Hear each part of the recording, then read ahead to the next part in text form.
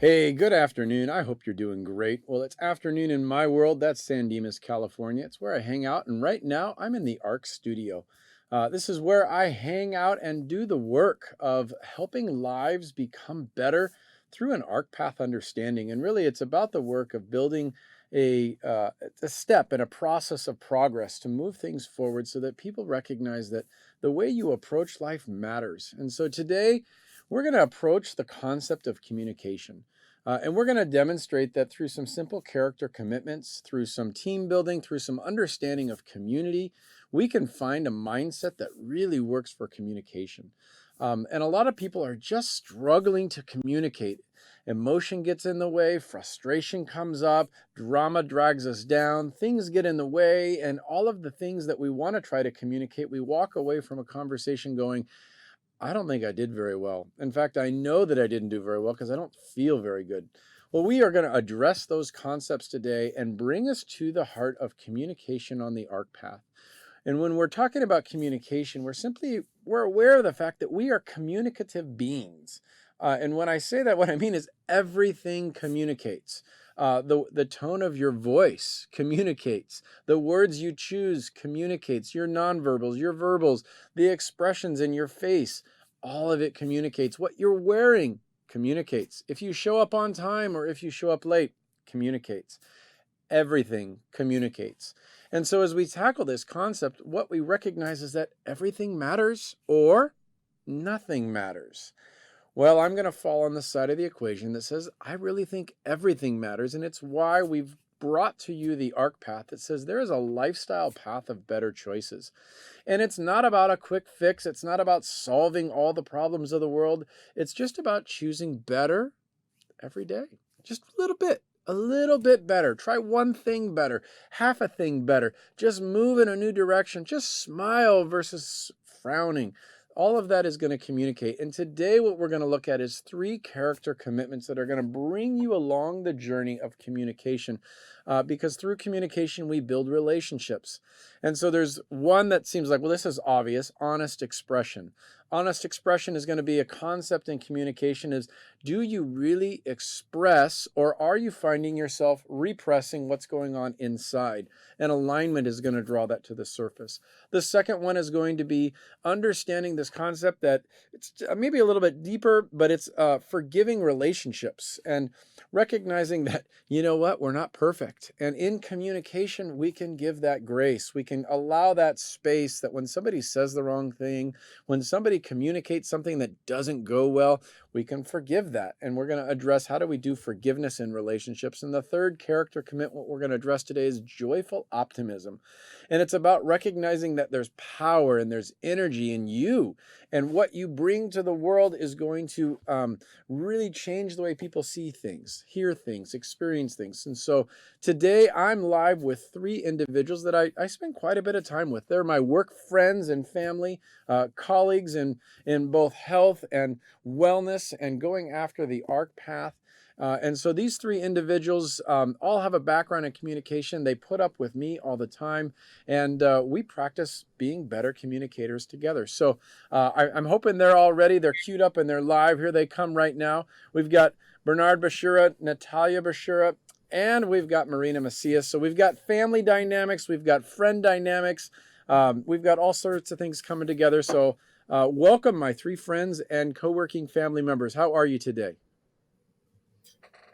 Wow, do we get all to talk at the same time? Are we testing communication already? That I kind of left that open. Like, I wonder who's going to speak first, and are they going to talk on each other? And I love this setup because it's not a typical Zoom. You guys can talk over one another. It doesn't block you out. Isn't that a joy? So I'll Good give to you an know. I'll give you an opening question. How have you? We'll start at the end. How has your communication improved because you've been on the ARC path? One example. I notice I do this better. I catch myself in this place. What's something that's an indicator to you that communication can and is impacted along the arc path? We'll go to Bernard first. I see. Yeah, age before beauty, I guess, huh? So, I guess it's. Uh, I know that it's working because I'm less stressed or anxious when I'm around people and engaging them. And I'm so gonna I'm again, gonna I'm gonna cut that right there and say that was perfect. Less anxious, and when you're around people, you're experiencing that peace yes. tied to communication. Let's go to Marina. Marina, what about you? How do you know that your journey on the ARC path is yielding win, a satisfaction or improvement for better because of the ARC path and your communication? Specifically for communication, I would say I have been able to really acknowledge and take more ownership of how I respond rather than reacting immediately towards a situation or conversation. Perfect. Loving you. Wrap that up, put a little bow on it, and we toss it over to Natalia. Natalia, we can't hear you. You have had communication on audio issues. How perfect is that today? What a disappointment when somebody can't communicate clearly. Try again. What's amazing is we worked on this for about 15 minutes. We tried 2 different computers. We changed over the headset. Eddie's going to run around the other side of the office to try to fix it. We've been in 2 different settings, and we're going to reset our computer again. What a classic experience of what goes on when communication is not working. Frustration comes up, disappointment overflows. And how often are you feeling that, like, you ever walk away from a conversation going, oh my gosh, I could have, I would have, I should have said something different. I shouldn't have said anything at all. Oh my gosh, I should have said something better. How appropriate today that we are going to look at communication. And the key that we're going to look at is the fact that character commitments build that into our DNA. All right, Natalia, you try again. Eddie, see if you can fix it from your side. Maybe, Natalia, you just want to go to your phone. You could go there too. I know we tried to do it like we're testing the phone, we're testing the different portals and devices of communication. How ironic that the phone is going to work better than anything else. We'll get her back. So today what we're going to look at is these 3 lenses of character commitments, and we're going to tackle one at a time. The first one we're going to look at is honest expression.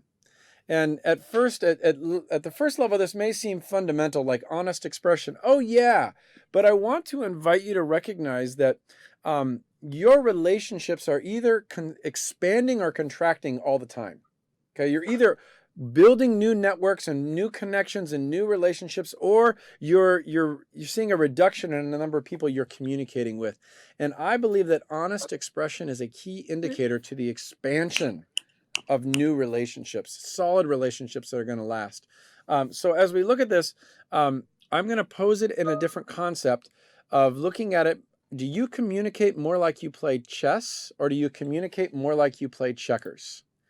Okay, I just want you to think about the gameplay. And if you've never played chess, it's probably because you go, it's too complicated. And I'm going to invite you to go, communication is complicated. If you really like checkers, it's reactive. Okay, so I'm just kind of posing up, how can you see your communication style in chess versus checkers, and what does honest expression have to do with building a larger network of your connections? I just tossed out a lot, and I'm going to invite any one of the 3 of you to pick one of those concepts to say, I want to run with that. Can you guys hear me? Yes, we can. Yeah. You are here with us. Amazing. Well, I kind of only got the last half of what you were saying while I was transitioning to my phone, but I think for me, that idea of honest expression in relationships, of how knowing that I can be authentically myself, knowing that I can communicate honestly with other people, that's what helps. That's what helps me to connect in a real way with other people, because they know that I'm being true, that I'm not going to judge them for what they're thinking, and I'm able to walk with them in whatever they're trying to express and communicate to me. I love that you took the word to true, and you recognize that there's something about truth, and authenticity is a word I'm going to pull in that you just kind of were highlighting about honest expression. There's a sense of understanding that you know that people trust you because they believe you're going to continue to be honest. Is that correct? Yeah, I think that puts it well. And how do you see that as a way that you're operating on a regular basis versus having to decide, am I going to tell the truth? Well, I think on a regular basis, when I'm living out my life, if I choose to express myself honestly, then it's not, I mean, yes, it's a choice, but it's not a choice in each thing that I do. It's just a general choice about how I live my life. So it becomes um, just the natural way, I guess, to see the Mm-hmm. things around me, if that makes sense. And what you're highlighting, and it's hard to articulate, you're articulating the sense of this is just a character commitment inside of you, that there's an inherent value to honest expression.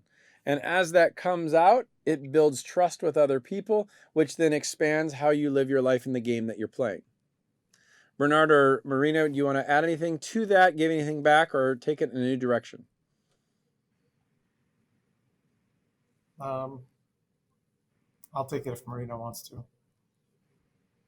Take I it. don't Well, have something deep to share. I just was reflecting on the checkers and chess and how I feel like I'm a one move and the other person finishes it off, and you just kind of go this dance where I've never actually played chess. I did ask my sister one time, and she's like, "No, it takes too long to teach you." But where there is a lot more strategy and knowing, like, okay, there's this response and this response, but where honest expression comes in, it's taking ownership of what am I really communicating? Am I implying things without really saying things, or am I really being diligent about the move I'm making, or am I confusing the opponent of like, oh, I'm here, oh, wait, now here, or whatever. But I definitely would say I tend to have more of a checkers mentality behind communication. You can take that from here, Bernard. Well, what I'll build into there is chess and checkers aren't better or worse when it comes to communication, but it's a style. Some people slow communication down because they want to look at all of the options and what is going on, and they really want to process through. A move in chess can make or break the rest of the game, and so can it in communication. When the wrong thing comes out of your mouth, you can't take it back. I mean, sometimes we say that, oh, I want to take that back. And it's like, yeah, but you can't, because I already heard it. I already experienced it. And that's really what you get in the chess game, is the sense that there are different powerful pieces that you have to recognize. What you're going to do in communication matters. What I love about the chess concept is you're not overthinking it. And sometimes it's just, I'm giving it back to you. Boom, you moved and I moved, and boom, you moved and I moved, and we're just communicating and bantering and actually playing, like bouncing the ball back and forth, and it's fun. Communication doesn't have to be work. And some people might look at chess and go, that's too much work, until you get your practice going at a point that you go, no, this is fun. Over to you, Bernard. What do you want to echo on this concept of honest expression, communication, love network? that. Yeah, I think the the wordplay itself, I think, is what it's probably the most important dynamic for me. So having awareness of honest expression as a term. So forget just the concept, just the term itself. If I grab that and if I go into a meeting and I have it in my hand, I have an awareness of it going. I want to get to a better place at the end of this conversation. So I'm going to take honest expression. I'm going to take it in with me in the meeting. And then when I do that, what I know for a fact already, that at the end of that meeting, I'm going to have a more fruitful, successful meeting. When I don't take that concept with me, we go back to that checkerboard mentality, is I have to be more conscious going, let's see where we're going to go today. And the paradigm for me has been, you know what? I want to take that with me from the beginning. I don't want to. I don't want to react to somebody's expression. I want to walk in with my honest expression and go, "That's what I want." And so, as I engage people, it's already in my mind going, "I know where I'm going to go next." I'm not going to change my expression because somebody comes in and they want to sideswipe me in a conversation. Go, no, that's not going to happen. And so now, and it still does happen. I'm not saying it doesn't happen, but it happens a whole lot less now that I take the word in with me. Awesome. And so we're gonna segue to our next character commitment, and recognize that Maria just jumped in. She's not gonna like that later. Hi, Maria. What we recognize is that, and I'm just gonna I don't think most people plan on lying.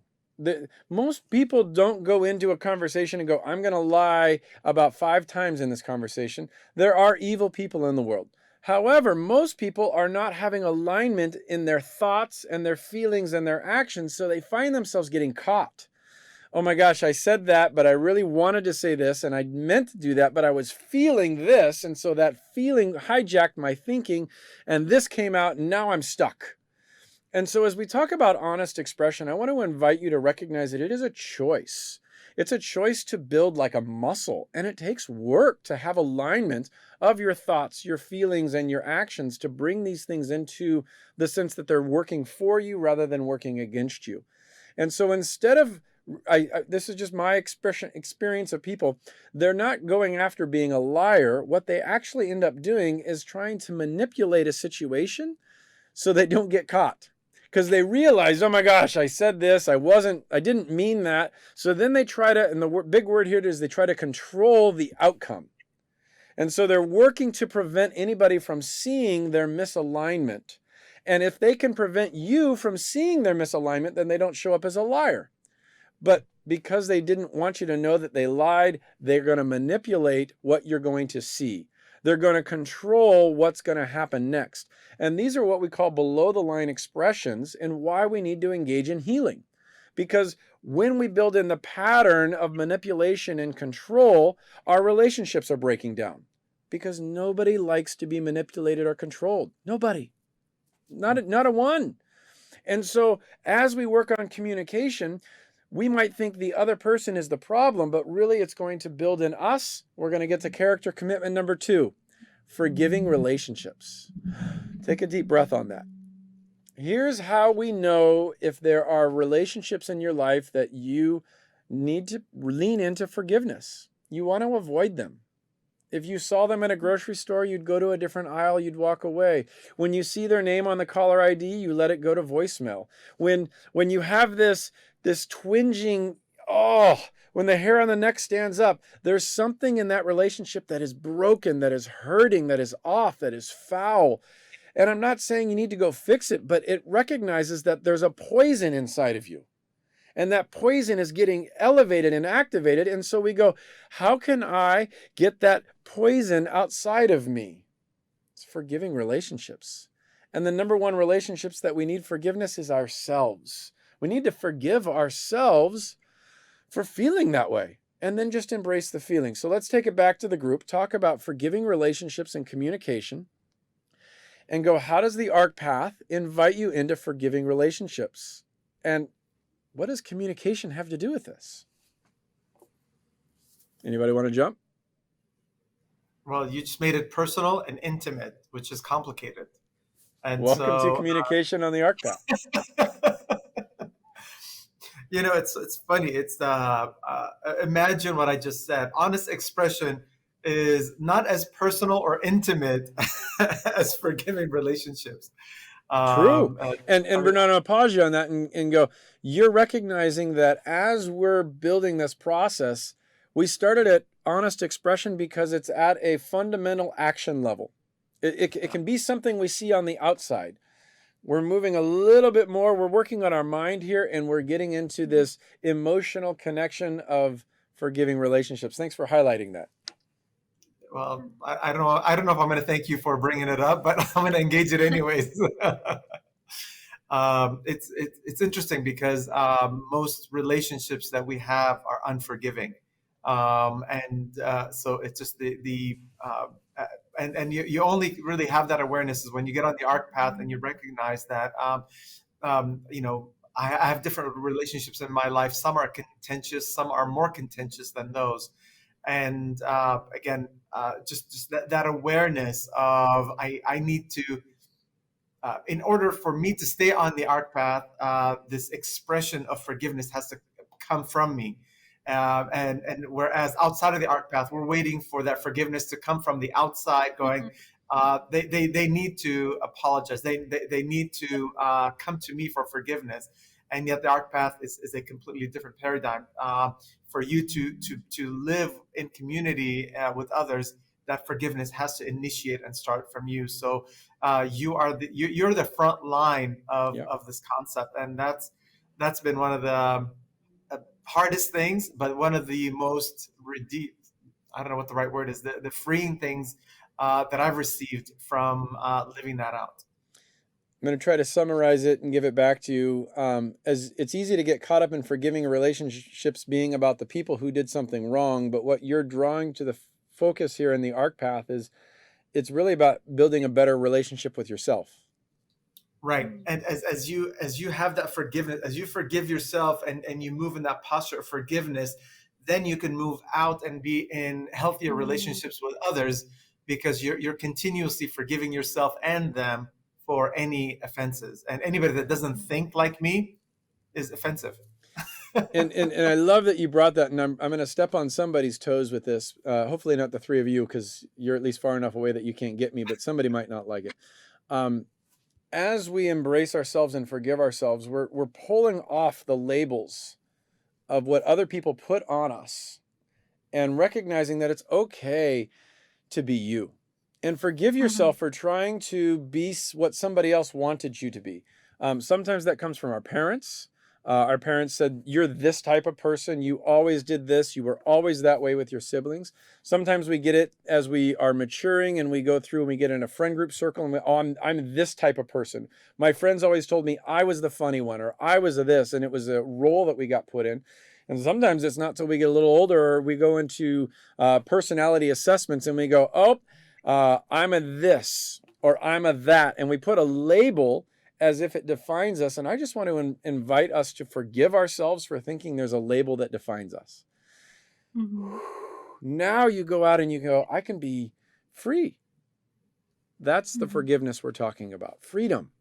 Not boxed up, not limited, not constrained, but having this expression of being able to go out and say, I get to be the best version of me. So Natalia, tell me about the best version of you and what it is about that has a forgiving relationship approach. The best part of me and how that has a forgiving relationship approach.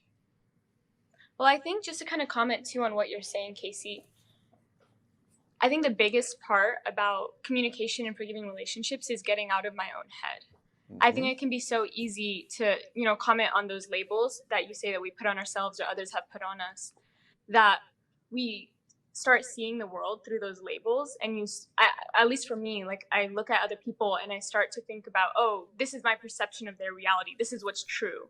When actuality, it's not like that, and whatever offense comes from my perception, whatever offense comes from seeing things a certain way, when I'm able to live out forgiving relationships and focus specifically on communication, I can talk to them about whatever reality exists there, and I can get that freedom that you're talking about. I can live freely. So I think when I think about myself, and you're saying what part of me helps live out forgiving relationships, I think it's that concept of stepping outside of those labels, stepping outside of whatever perception that is in my mind, and being able to just communicate and be real with someone else about my feelings, about whatever experiences that we've had, me and them. Yeah. And I love how you brought it to the mindset of that clarity, because that's really where forgiving relationships resides, is in the mind. It's a choice to look at things differently. The invitation, I will invite anybody that if you can list 5 people that you will never forgive, just think about that. And some people go, oh, what, 5? I got 50. The reality is that anybody that you are not willing to engage a forgiving relationship with, you are tethered to them. Yep. I mean, that's just wait a minute. It requires more energy to stay in a non-forgiving relationship than it does to release that and say, I let go of that. And that's where that freedom comes. So you really become untethered or unhitched from the very thing that you maybe despise. And that's why when we move into forgiving relationships, our communication becomes so much more free, is because we're not thinking over and over and over again and analyzing, what is that person going to think? How is this person going to respond? But what if that person hears me say that? We've got all these tethers to the most negative impacts in our lives. And I just invite you to walk on the ARC path with me and go, I acknowledge that. Then there's healing. Then there's restoration. And then there's this kingdom place that says, I am free to be me. Mm-hmm. I don't even know what me means yet, but I'm going to find the freedom to find that place. And so, Marina, move us from forgiving relationships to joyful optimism. This is our third character trait. You can tie it into forgiveness if you want, or joyfulness. You are probably the most joyful individual that we know around this office. We will just acknowledge that. Does that mean that there's nobody in your life that is challenging for you? Oh, no, I just had a conversation with my father this morning before coming to work that challenged both my communication and our You relationship. just made that very personal. Yeah, well, I you said that asked for a personal Bernard. question, then made it unpersonal.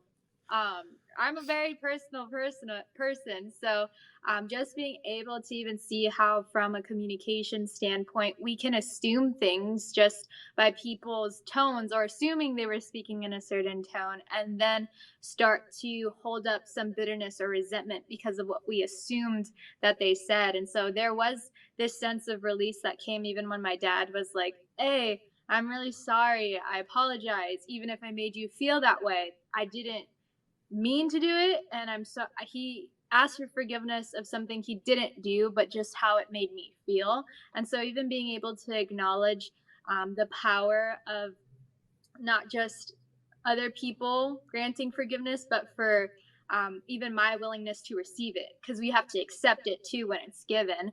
And so, from what everyone was saying, from Natalia with labels, to Bernard with just this sense of freedom, I just kept getting the word release. Like, there's a release that comes when there's forgiveness in relationships, when even within ourselves, being able to communicate a lot more joyfully, a lot more encouraged, like a lot just positively to ourselves, because I feel like we are our own worst critics. And so that's something I've had to really contend with the majority of my life, a lot of anxiety and a lot of worry. And so to be in a place where I can be seen as a joyful person, where I used to be an extremely pessimistic and negative person, that was the narrative that I told myself that people kept saying. And it was something that I also had to engage in with my family, to be like, hey, I apologize for this was the person that I was, and there was a lot of hurt, there's a lot of resentment, there's a lot of this, but I don't want to be that person anymore. So I'm farther away from where I was. I'm still not there where I want to be, but I can celebrate the fact that forgiveness gives room for joy, it gives room for freedom. And if we hold on to unforgiveness within ourselves for other people, we can't express ourselves fully with the people we come in contact with, to the places we enter. But I can be joyful because I know I'm accepted here. I know that I am seen, and I know that I am valued as an individual, even when we conflict and butt heads. So I would just say that there's a release that comes with forgiveness, but there's that expression in the kingdom reality when that forgiveness is restored within ourselves and with other people, and we can just live more joyfully and Amen. optimistically. So Bernard, I'm gonna bounce it up to you. Marina, I love how you just acknowledge the journey, that you're farther than where you were before. You're not there yet, but you acknowledged what was once true, and you said, I want to create a new reality. And you move through forgiving relationships to pursue joy. Bernard, I think there's something that prevents us from moving into joy. And you and I have chatted about it before, so that's why I'm taking it to you first. It's this concept of knowing the difference between true peace and just experiencing relief. As we look at communication, we bring about that we are going to express ourselves.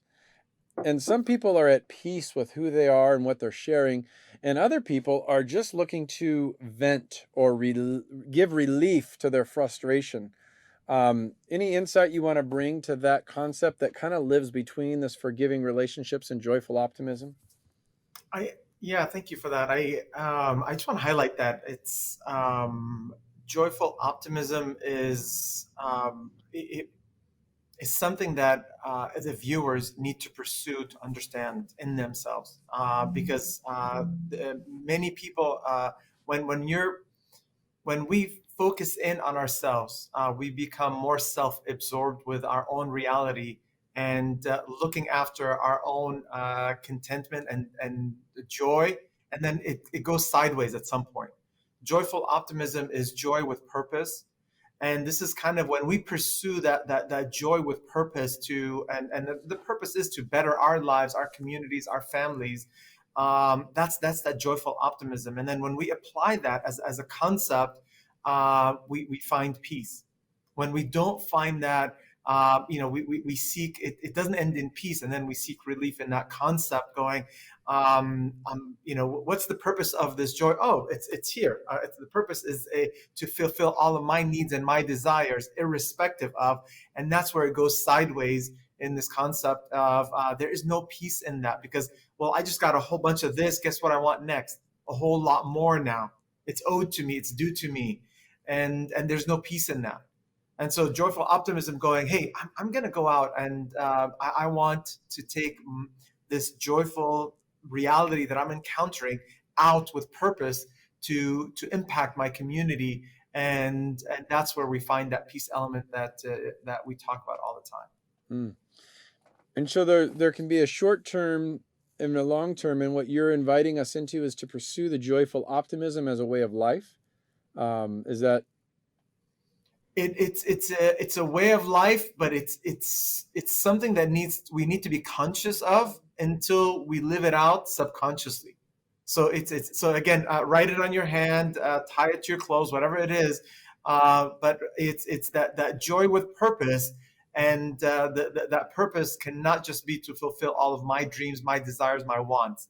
It's joyful optimism. I'm going to go out, take my joyful reality, and transform the community and my world around me. All right. So Natalia, let's make this really personal. The other guy on the screen is your father. You share a lot of time with him. All right, now you're safe. Rat him out. Tell the truth. Is he just blowing smoke? Is this real? What is the joyful optimism that you see that attracts you to say, okay, my dad's been talking about this AHRK path for seems like forever. And you've been now coming into the journey, and it's no longer what your dad talks about, it's what you talk about. Build a bridge for us between what you observed in your dad as joyful optimism and what you're experiencing in you as making this a personal expression. I think as I've come into the business, I graduated from college, I started working, communication, no major, no less. You had a communication degree. No well less. Done. Thank you. I spent a lot of time with my family before, but as I've come into the business, I've spent exponentially more time with my family since we're together all day now as well. And I think seeing that the dichotomy, like the two times, like seeing him at home versus seeing him at the office, and seeing the consistency between the two. There isn't suddenly I'm putting on a work persona and the joy leaves and it's all strict business. It's not like that. And I think that joyful optimism,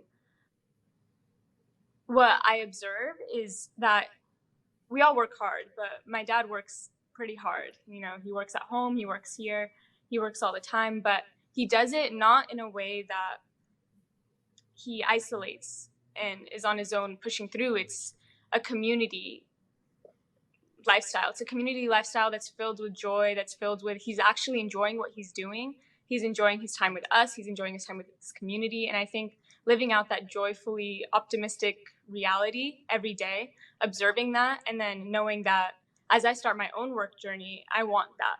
I don't want to get lost in my own world, go home, shut out the world, and turn on the TV. I want to live out that present, joyful reality. So I think as I observe that in him, and I have started my own AHRK journey, as you're kind of mentioning, it gives like a tangible example of what that looks like to live like that. We're just going to give Bernard a moment to process what he just heard, because he's never heard that. I'm going to watch it again. You'll watch it again. What a joy, and what a beautiful articulation of the AHRK path it's personal. The arc path is uniquely individual, and yet somehow it is collectively experienced.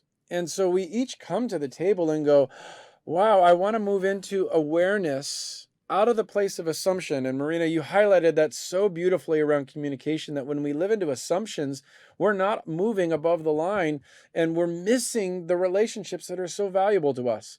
And yet then when we move into the acknowledgement of what I see, what I hear, what I experience and understand, I then can choose to heal.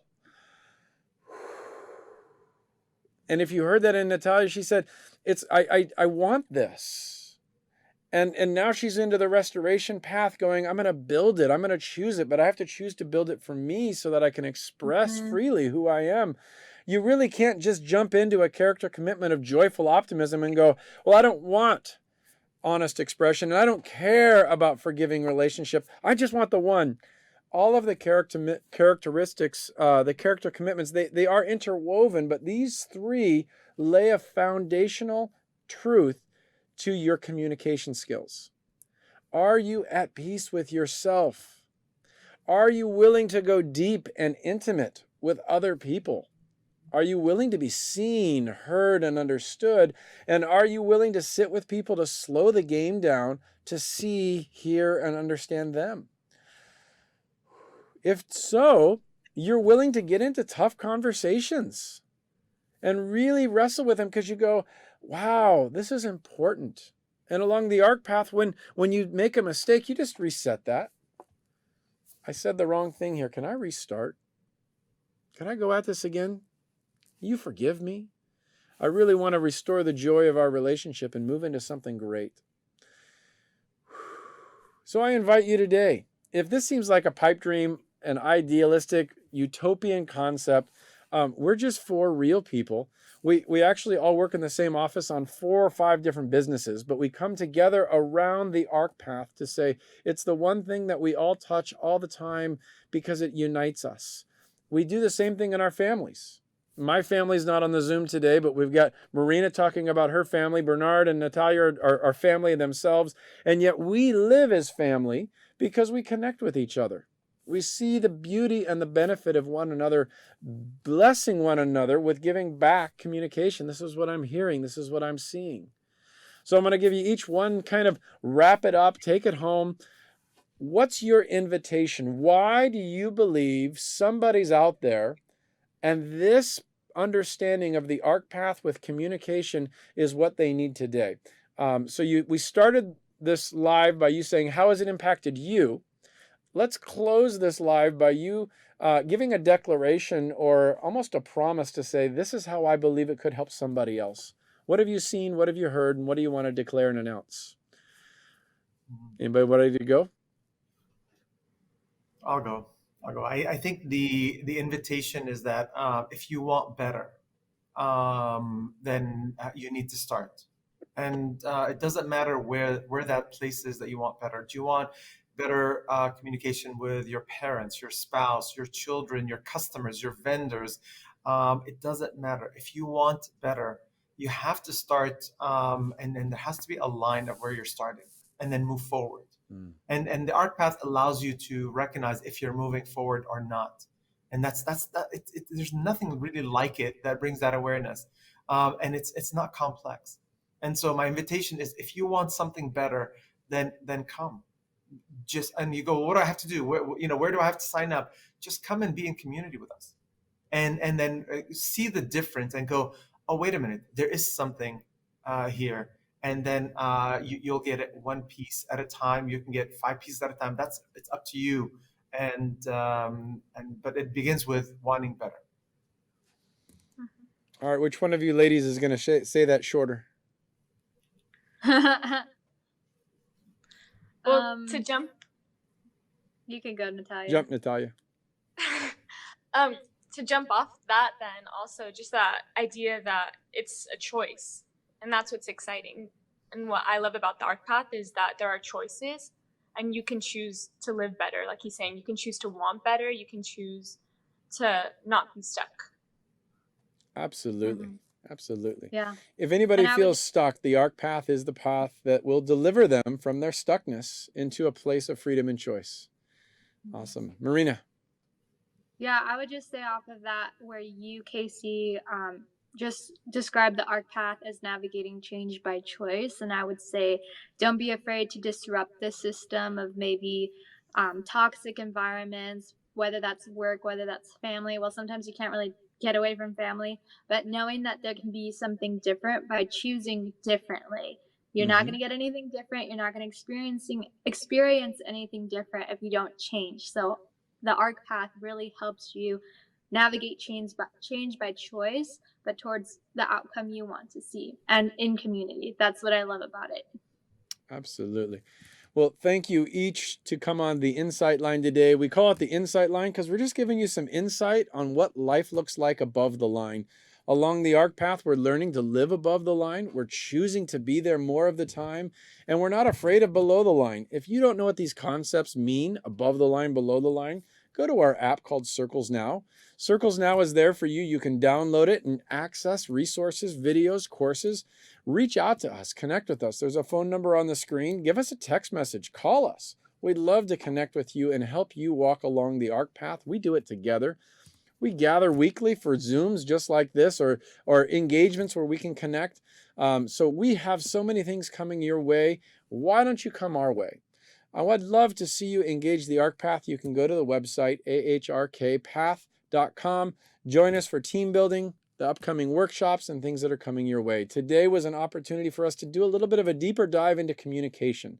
We talked about these concepts of character commitments, either on the Circles Now app, or you can even go onto our social media. Our handles on Facebook or Instagram, ARC Path, and you can go back and look at the hour episodes that we spend on each of those concepts for the understanding what is honest expression, what is this forgiving relationships, how do I have joyful optimism. We're just bringing to you an opportunity to take one step at a time, and every step can be better. So thanks for following along with us today. We'll be back again next Thursday. Talk to you then. Bye.